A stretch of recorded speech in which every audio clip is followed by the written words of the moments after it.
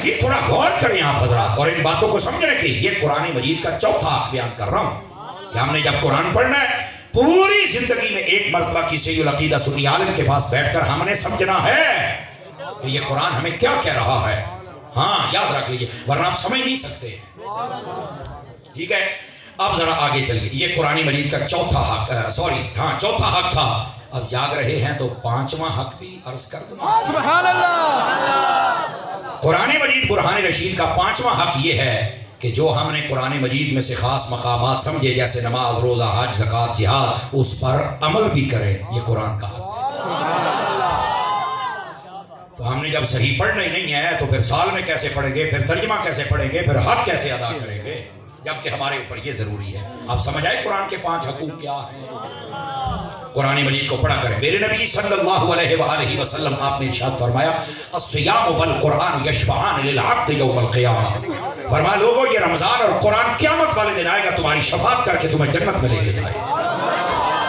میرے نبی علیہ السلام نے فرمایا. اور یار سوچنے والی بات ہے یہ رمضان بھی شفاعت کرے گا جو حضور کے صدقے میں آیا, یہ قرآن بھی شفاعت کرے گا جو حضور کے صدقے میں آیا. تو بتاؤ حضور شفاعت نہیں فرمائیں گے. سبحان اللہ. اور میرے نبی علیہ السلام سے جب پوچھا گیا, توجہ میری طرف فرما لیجئے, آقا کریم علیہ السلام سے پوچھا گیا حضور آپ کتنے لوگوں کی شفاعت کریں گے, تو میرے نبی پاک نے یہ نہیں فرمایا جیسے بعض فکری آوارگی رکھنے والے لوگ جو بیان کرتے ہیں نا جی, او جی قیامت والے دن کوئی شفاعت نہیں کرے گا, کوئی کسی کا کام نہیں آئے گا, مگر پتر تم ہی سچا ہے, تیرے واقعی کسی کام نہیں ہونا, یہ تو سچا ہے, لیکن بھانڈ نہیں کرتے. میرے نبی پاک نے کیا فرمایا, آقا کریم فرماتے انی اشفع یوم القیامت لامتی باکثر مما علی وجہ الارض من شجر وحجر وحجر. فرمایا قیامت والے دن اتنے لوگوں کی شفاعت کروں گا اتنی تمہاری دنیا پر درخت نہیں ہیں, اتنے درختوں کے پتے نہیں, اور فرمایا اتنے پتھروں کے کنکر نہیں ہیں جتنوں کی بخشش کروا کے میں مصطفیٰ جنت میں لے کے جاؤں. یہ میرے نبی فرما رہے. اور یہاں پر کہتا ہے نبی پاک نے شفاعت نہیں کرنی. میں کہا سیدھی داس کی تواڈی نہیں کرنی, آواز کمزور ہو والی ہے. باقی نبی پاک نے تو ہر چیز واضح کی. آپ دیکھیے قرآن مجید حفظ کرنے والا بچہ, اس کے بارے میں کیا فضیلت ہے, کیوں حفظ کرواتے ہو, او جی ماں پیو بخشے آ جاؤ. تو میں نے کہا مجھے پہلی بات تو یہ بتانا جس نے حفظ کیا ہے, اب جملے کا وزن محسوس کرنا آپ نے, میں آپ کو کہوں گا نہیں, اگر دل کو لگے تو بولنا ہے. اور بھائی جس کا بچہ حفظ کر لے اگر اس کے ماں باپ بخشے جائیں گے تو بتا جس کے بچے پر نازل ہوا تھا اس محمد عربی کے والدین کا مقام کیا ہوگا. بتا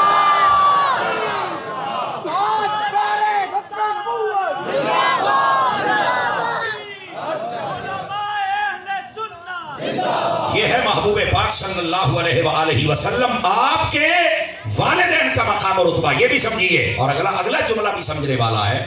یہ جو ہے نا کہ قیامت والے دن حافظ قرآن شفاعت کرے گا, دیکھو آپ نے پڑھا ہوگا یا سنا ہوگا, شاید پڑھا ہے تو مجھے بتا دیجئے گا, 7 پیڑھیاں حافظ بخشوائے گا. سنا ہے نا, یہ میں نے کسی سے یہ حدیث میں نے کوئی نہیں پڑھا, میری نظر سے ابھی تک نہیں گزرا. اگر آپ کی نظر میں گزرا ہے تو مجھے بتا دیں تاکہ میں اپنی تصحیح کر لوں. میں نے نہیں پڑھا. ہاں یہ پڑھا ہے, فرمایا من قرأ القرآن وحافظہ وعمل بما فیہا واحل حلالہ وحرم حرامہ البس والداہ تاجا یوم القیامت ضوءہ احسن من ضوء الشمس. فرمایا جو قرآن پڑھے اور اسے حفظ کر لے اور اس کے حلال کو حلال سمجھے, حرام کو حرام سمجھے اور قرآن پر عمل کرے, یہ شرائط ہے 7.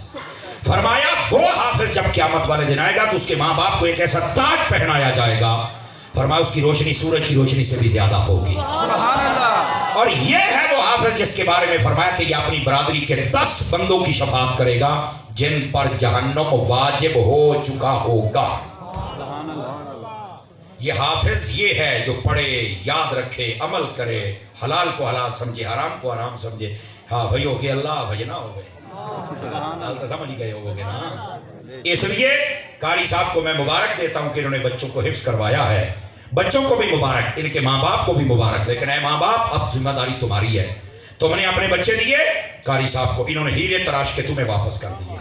اب تمہاری ذمہ داری ہے, اے ہیرے ہوتے ہی چمکڑ گئے یا مٹی پالو گے, اے ہم تمہاری ذمہ داری ہے. روزانہ کی بنیاد پر اپنے بچے پر آپ اس کو لازم کر دیں. یہ سختی نہیں ہے, یہ آپ کی ڈیوٹی ہے.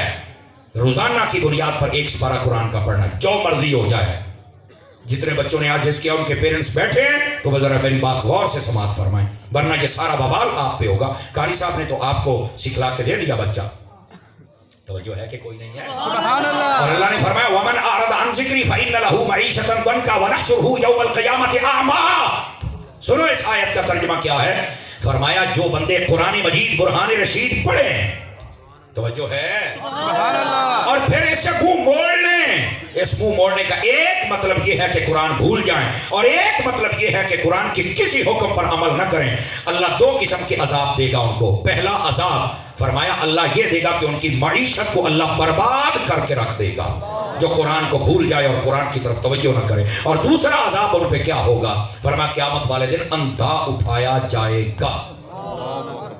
मेरे भाई आपने क्या समझ रखा है, कुरान मजीद बुरहान रशीद पढ़ना भी है और हमने याद भी करना है। क्या मैं उम्मीद करूं कि हमें बात ये समझ आ रही है? इंशाअल्लाह।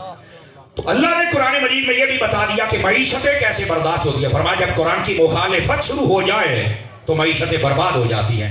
आज ये जो रोने वाले कहते हैं एक्सपर्ट को बुलाओ, किसको बुलाओ? मैं कहता तू जिथों मर्जी साध के ले आ, जिथों मर्जी ले आ। आ जेड़े खान दे एक्सपर्ट ने भावें इन्हां नूं ले आ। आवाज कमजोर हो गई है, समझ आ रही है? आप कभी इस मईशत को नहीं संभाल सकते जब तक आप कुरान मजीद के अहकामात के मुताबिक नहीं चलेंगे। लेकिन ये हमारी कौम को कैसे समझ आएगी? हमारी कौम को बहरहाल समझना चाहिए, और ये समझेंगे तभी हमारा फायदा होगा। Are you understand? बात समझ आ रही है आप? तो ये है कुरान मजीद पढ़ने की बात। तो आप जितने हज़रात तशरीफ फरमाएं, एक हदीस सुनाता हूं आपको, इंशाअल्लाह आपका दिल खुश हो जाएगा। नबी पाक सल्लल्लाहु अलैहि वसल्लम इरशाद फरमाते हैं इक़राउल कुरान फइन्नहु यातीहि यौमल क़ियामति शफ़ीअन लिसाहिबिही। फरमाया लोगों कुरान पढ़ो। क्यों? फरमाया कुरान क़यामत वाले दिन आएगा और कुरान पढ़ने वाले की शफाअत करके जन्नत में लेके चला जाएगा। सुभान अल्लाह। ये मुस्लिम शरीफ में रिवायत है। इधर देखे भी मेरी तरफ 2 मिनट के लिए ए गोडे छड़ के पे आजे, जरा चौकड़ियां मारे आजे, मैं थोड़ा ना 2 गल्लां कर लवां। हाथ नहीं खड़े करने आपने, सिर्फ मैं एक सवाल कर रहा हूं। हम जितने यहां बैठे हैं, कितना अरसा हो गया हमने कुरान खोल के नहीं पढ़ा है? सिर्फ अपने मन को जवाब देना है। सारी औकात और हैसियत हमारे सामने आ जाए, ऐसा सारी औकात है।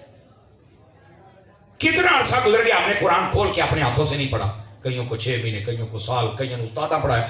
अल्लाह न करे कोई ऐसा भी बैठा हो जिसने जिंदगी में कभी कुरान पढ़ा ही ना हो। मेरे नबी पाक ने फरमाया जिस बंदे ने कुरान कभी भी नहीं पढ़ा, नाज़िरा भी नहीं पढ़ा, फरमाया उसका सीना ऐसे है जैसे कोई बहुत बड़ा महल बना के उजाड़ दिया जाए। उजड़ा हुआ महल इस सीने के बराबर होता है। कुरान मजीद पढ़िए और कुरान मजीद की तरफ आइए। और ये है क्या? वनुनज़्ज़िलु मिनल कुरानि मा हुवा शिफ़ाउन व रहमतुल लिल मुमिनीन। फरमाया कुरान नाज़िल इसलिए किया है ताकि ईमान वालों तुम्हें रहमत भी मिल जाए, तुम्हें शिफा भी मिल जाए। सुभान अल्लाह। आज रहमत कैसे उड़ गई? औलादें नाफरमान हो गई, फसलों की बरकत उठ गई।